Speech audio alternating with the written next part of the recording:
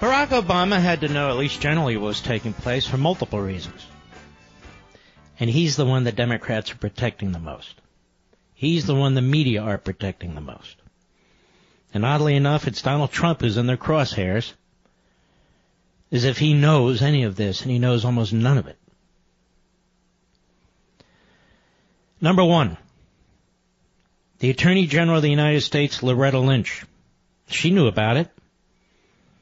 She wasn't bashful about revealing information. She met with Bill Clinton on the tarmac in Phoenix to let him know that his wife was in the clear. The idea that an Attorney General of the United States, as political as she was, wouldn't inform the President of the United States of what's taking place with these FISA applications and then the FISA warrant, to me, is preposterous. Number two, the Deputy Attorney General of the United States at the time, Sally Yates, extremely political, as she demonstrated when she refused to defend President Trump's refugee executive orders, which were constitutional. She refused to do it. She knew about the relevant FISA application. Number three, FBI Director Comey at the time. He knew about the FISA application. Number four, the Deputy FBI Director, McCabe. He knew about the FISA application. We know that Comey is a serial leaker. I don't know what he leaked in relation to this.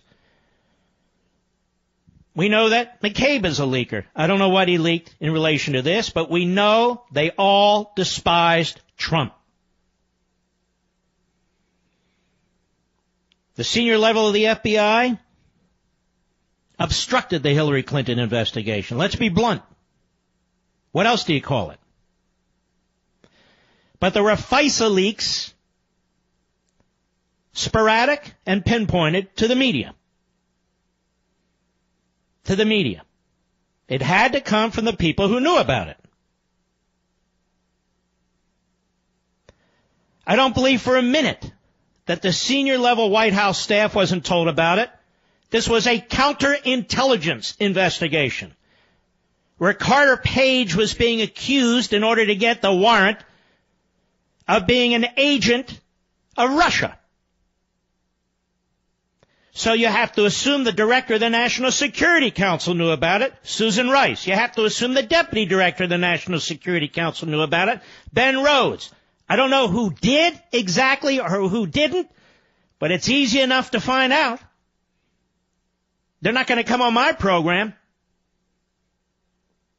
But there's no reason Congress can't find out, and I'll get to that in a minute. So Lynch, Yates, Comey, McCabe, Strzok, Page, they all knew about the FISA application. Would they have kept it secret from the President of the United States? Would they have kept it secret from Susan Rice and Ben Rhodes? Why? Why would they have done that? Moreover, if I found pieces of this in the media, you have to assume the President's press team found pieces of this in the media, even if for some ridiculous reason he wasn't aware of it directly from his own people. There it was. If I could piece it together from public records, they could piece it together from public records. Number three, as I said on March 2nd, the President of the United States receives a daily briefing on the intelligence issues of the prior day. The presidential daily briefing. This was a counterintelligence espionage operation relating to Trump world. I don't believe, again, for 1 second, that information at some point in some way wasn't provided to the President of the United States through the daily presidential briefing. And I've said from day one, Congress needs to fight to get the relevant copies of that material from the presidential daily briefing. In other words, there's no way Obama didn't know. There's no way Obama didn't know about the applications and the actual securing of the warrant. There's no way. And yet he's never asked about it. And he's the one the Democrat Party's protecting. And he's the one the Praetorian media are protecting. He's the one that they're worried about. Because the truth is, Barack Obama was president of the United States when the Russians were trying to interfere with our election. And what did he do? Next to nothing. Did he tell the American people? No. Why didn't he tell the American people? Because he thought Hillary Clinton was going to win the election, run away with the election, and he didn't want you to think, the American people, that her election was in any way adversely, positively affected by Russian involvement. That's why he kept his mouth shut. Not because they were afraid that it would be viewed as politicizing it. Quite the opposite. They politicized it by keeping quiet and not telling the American people. It's starting to make sense now, isn't it?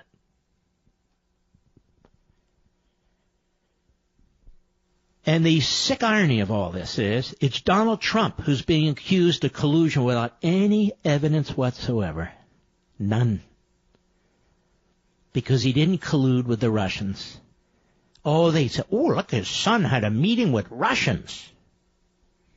His son didn't have a dossier from Russians to use against Hillary Clinton, now did he? The RNC didn't pay for a dossier, did it? The Trump campaign didn't pay for a dossier, did it? It didn't try and cover it up by laundering it through a friendly law firm and then another organization, did it? No, they didn't. That's what's taken place here. And this is why the media are conducting themselves the way the media are. They hate Donald Trump. Don't get me wrong. They hate Donald Trump. I was the first one to tell you the day after the election they're going to try and impeach him and they're going to try and prosecute him, and I'm not going to play all that for you again. But this is a twofer for them. They hate Donald Trump, but they need to protect Obama. Because, ladies and gentlemen, as I said on March 2nd, March 5th, March 6th, and thereafter, these are police state tactics. Police state tactics. Domestic political surveillance of your political opponents. The abuse of federal law enforcement. The abuse of the FISA process. The abuse of a warrant. This is a scandal like none we've ever seen. And yet the perpetrators are treated as the victims. And you see, the media are never going to report on this in any accurate way. Not only do the media agree with what the perpetrators were doing, the media were the beneficiaries. The media were publishing this information being leaked to them by the FBI and the Department of Justice and the White House. I specifically remember a New York Times story pointing out that information had been shared with the White House. They're protecting their sources. They're protecting their sources. The media do not care about classified information. How many times have I said, now the others are burping it up, remember the Pentagon Papers?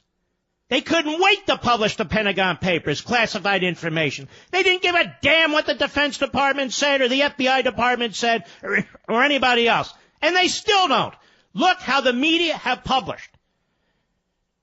The name of Michael Flynn, retired Lieutenant General Michael Flynn, whose name was unmasked by a Clinton administration official who still has not been hunted down and prosecuted. And I haven't even gotten to the intelligence side of this. The media are more than happy to report state secrets. They do it all the time, and they award themselves Pulitzer Prize for it. So they don't really care about the FBI. They don't really care about the sanctity of the FISA court or the FISA application or the hardworking men and women who are out there. They could care less.